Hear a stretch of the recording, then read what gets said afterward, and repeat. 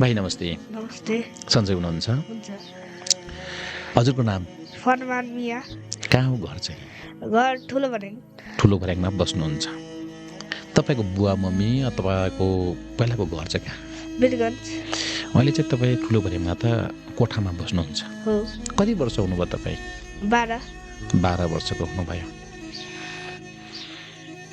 कतिमा पढ्नुहुन्छ? 3 मा। कुन स्कुल पढ्नुहुन्छ तपाईँ? शिव बाबा। ए कति भयो तपाईँ काठमाडौँ बस्नु लाग्नु भएको?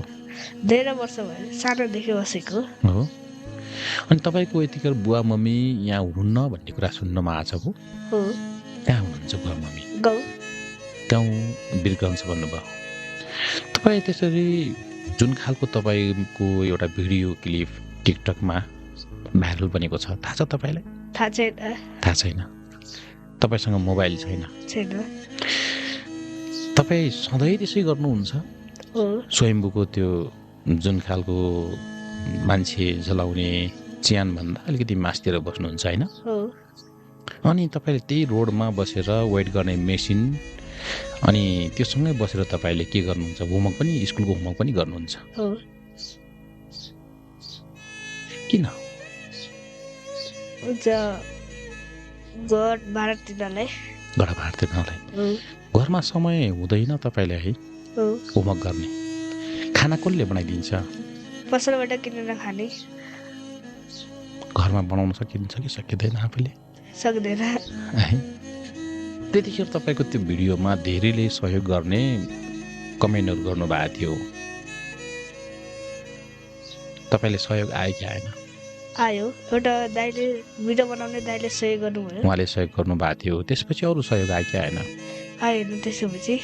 आएन है। तर सबैले सहयोग गर्न खोजिराखेका छन् तपाईँलाई होइन? तपाईँको ब्याङ्क एकाउन्ट छ कि छैन? छैन। बुवा मम्मीले सहयोग पठाउनुहुन्छ, पैसा पठाउनुहुन्छ कि पठाउनुहुन्न? पठाउनु हुँदैन।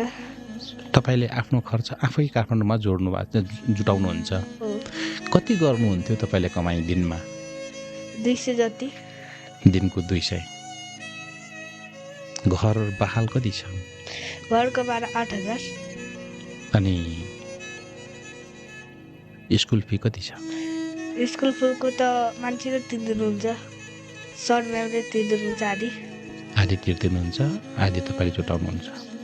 स्कुलमा थाहा छ तपाईँले तपाईँको खर्च यसरी जुटाउनुहुन्छ भन्ने कुरा? थाहा छ।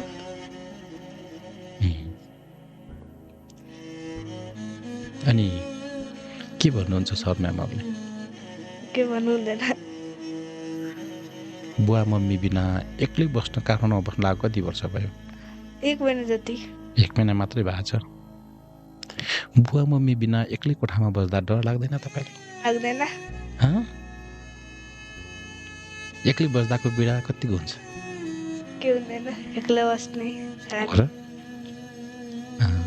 तपाईँलाई सहयोग गर्न चाहे भने तपाईँ जहाँ काम गर्नुहुन्छ त्यहीँ आएर सहयोग गर्दा हुन्छ।